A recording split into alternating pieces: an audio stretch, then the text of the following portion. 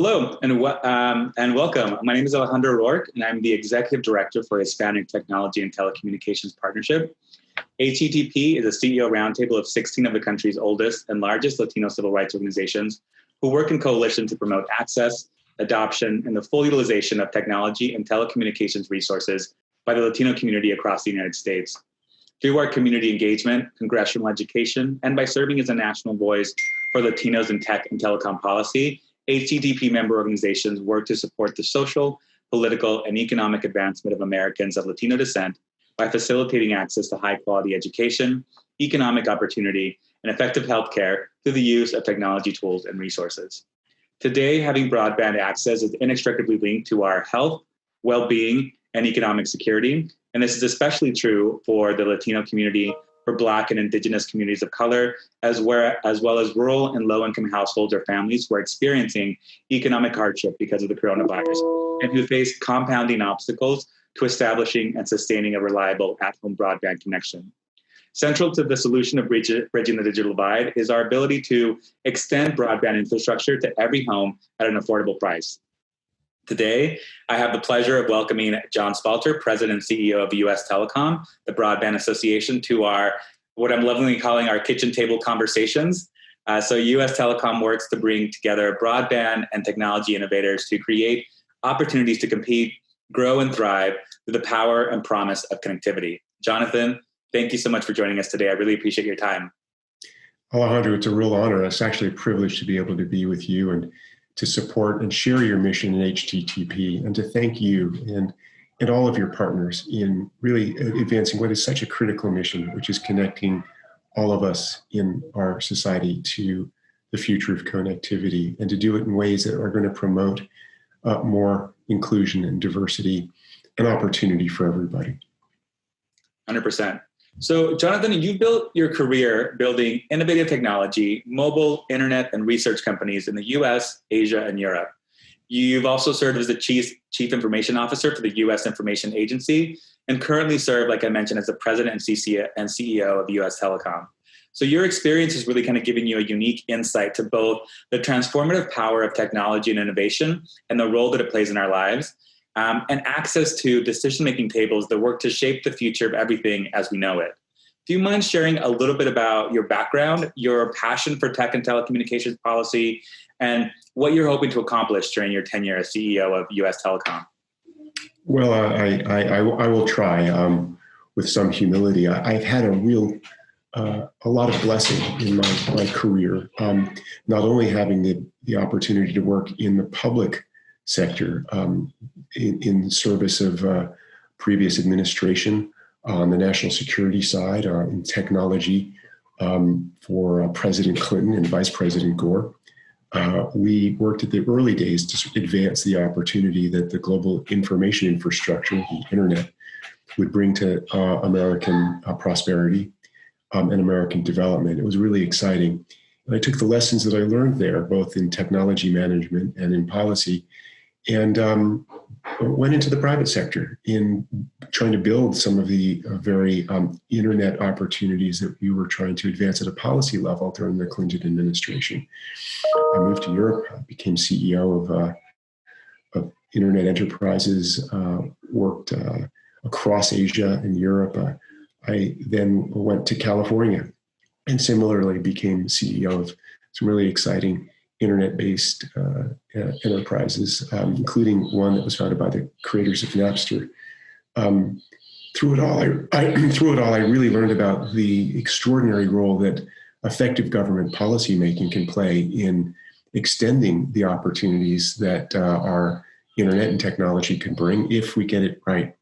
And so I was able to, with partners in Washington, D.C., create a new national wireless association called Mobile Future.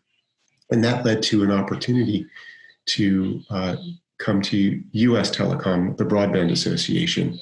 Our mission is very clear.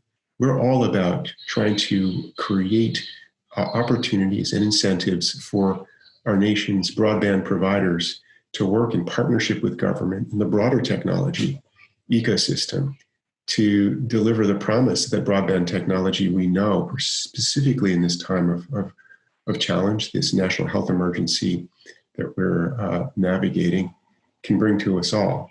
Broadband is the connective tissue that binds our country's opportunities, our economy, and our social life together in ways that we could not even have imagined even just 5 years ago. The billions of dollars of investment that our broadband providers are making in our nation's infrastructure have gone a long way to including more of our fellow citizens, our neighbors, our families, our enterprises in the opportunities of our economy. We have a long way to go to ensure that we can connect everybody to the potential that connectivity can bring, to make sure that that connectivity is accessible and that its tools are also able to be used by every part of our society. On a personal level, I got to say this too. I don't think any one of us is not touched by how broadband-enabled technology can bring hope, opportunity, inclusion, and access to even life-saving tools. Many of us have parents and grandparents that now can use these devices that we're using for improving their well-being, improving their health, public safety, our kids learning through these networks that we're so proud to build and to deploy. This all came very close to home for me about 9 years ago when one of my children was diagnosed with type 1 diabetes. She was lucky to get into a clinical trial at Stanford University's Children's Hospital. And her care team wasn't just nurses and doctors, they were network engineers and coders writing algorithms.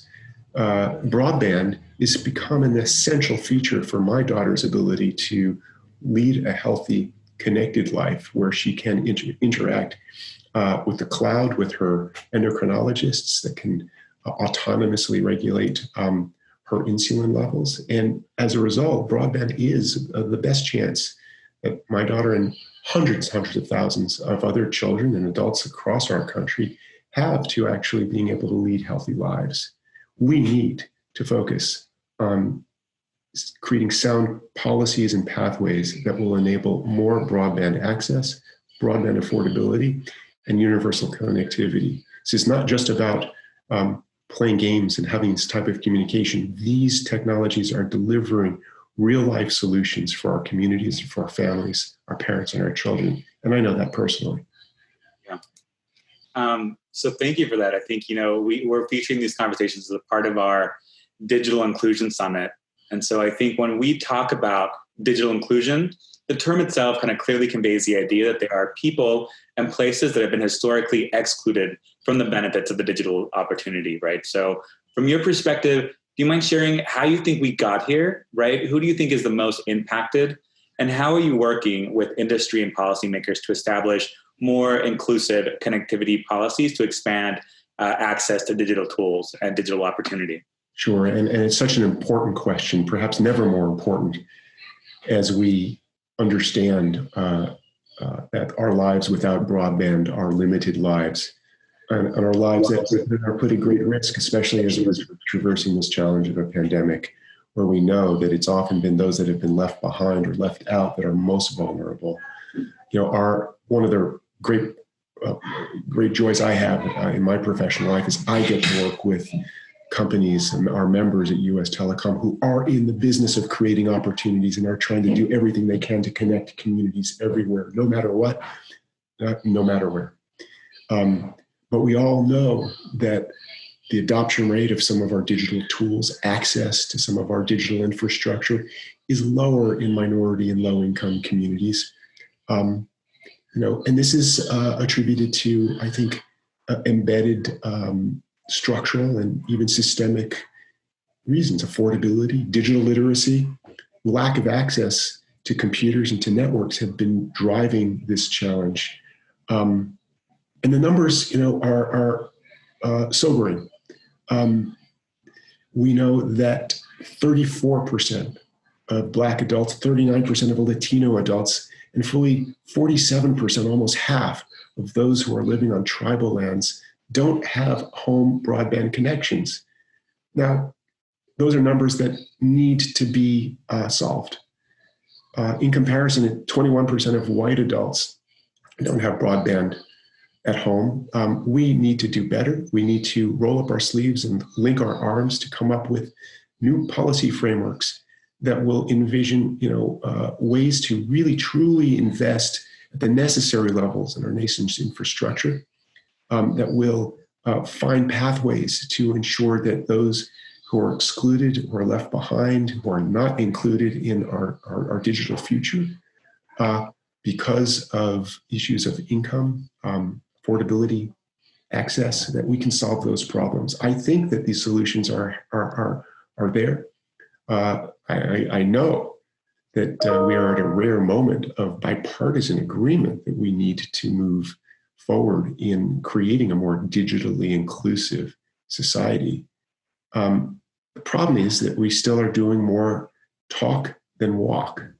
Well, I can't imagine a future after what we've all experienced in the course of this pandemic, where we've all had to bring our workplaces to our home, our schools to our home, our healthcare to our home, a future where every single person that lives in our country won't have access to these tools, to these devices, and to the networks that empower them.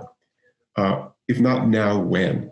And we need to get going to create a pathway for our policymakers to get finally over the finish line of not only creating an inclusive, accessible digital future and broadband access for everybody in America, but also to deal smartly, but quickly, with ensuring that those who cannot yet afford these tools can have the right kinds of public-private programs in place so that they can do so.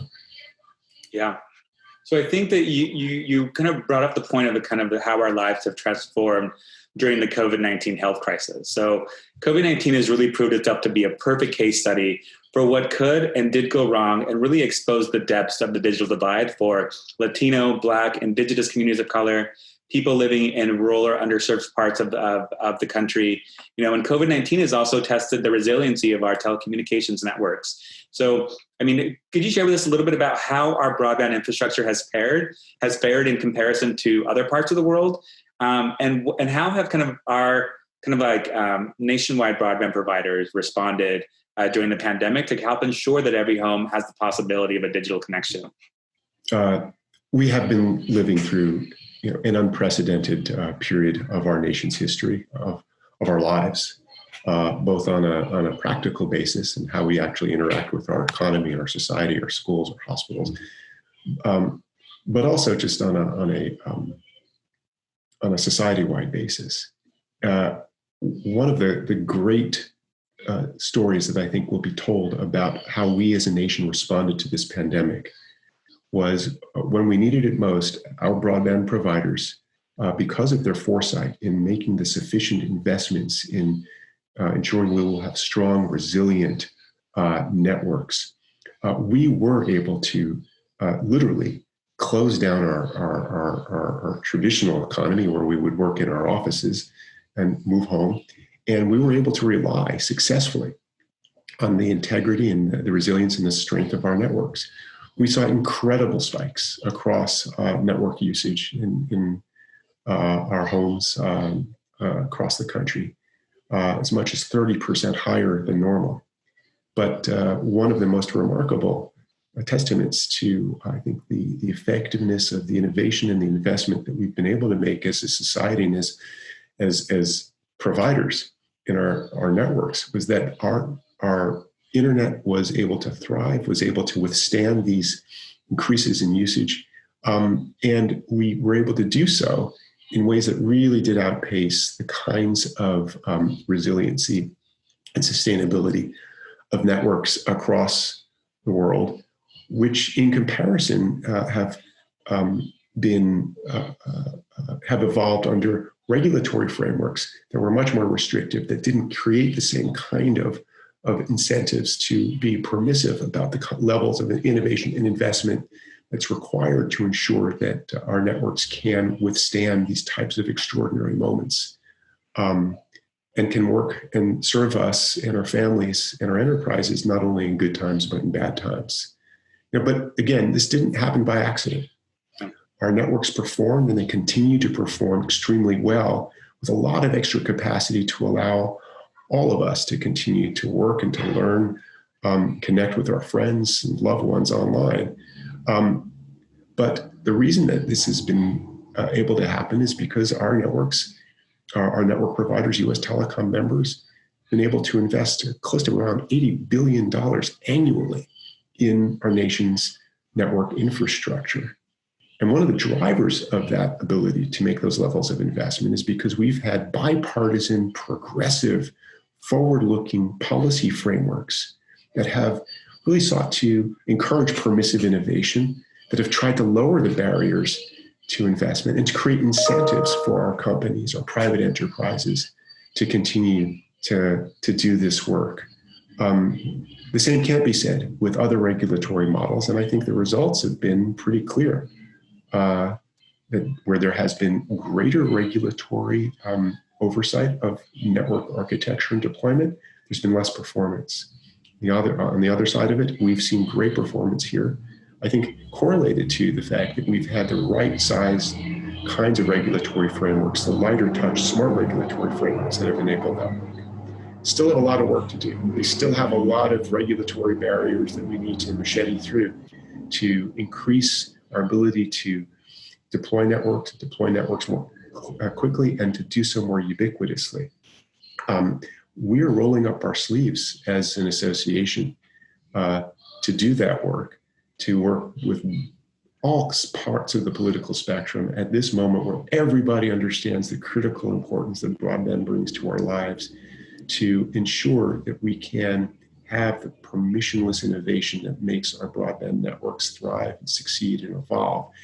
But we still have a lot of work to do to just clear out the regulatory underbrush that unfortunately still is there, and we still need to give our attention to. This is not a Republican or Democratic project. This is an American project to ensure we will continue to have the best, most thriving, most vibrant, most dynamic, most secure networks possible.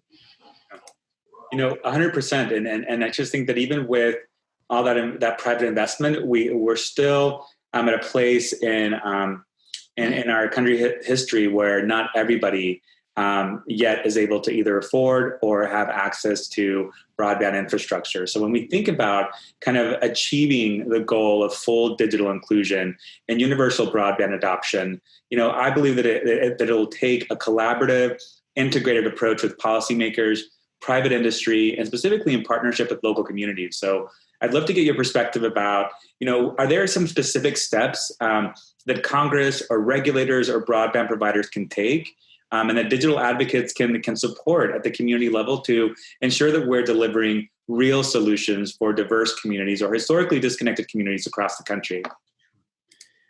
Yes, there are very specific steps that are realizable, that are right in front of us, that we need to get over the finish line right away. And it starts with things that might be considered by some as mundane, but are so critical, including we need to actually fund broadband maps, the next generation of broadband maps that will allow us to more accurately and more quickly and with more cost efficiency deliver the scarce broadband dollars that are through the broadband programs that our government provides to where they're needed most, to those American communities and homes that don't yet have broadband access. There's great work that's been done by Congress through passing in a bipartisan way the Broadband Data Act.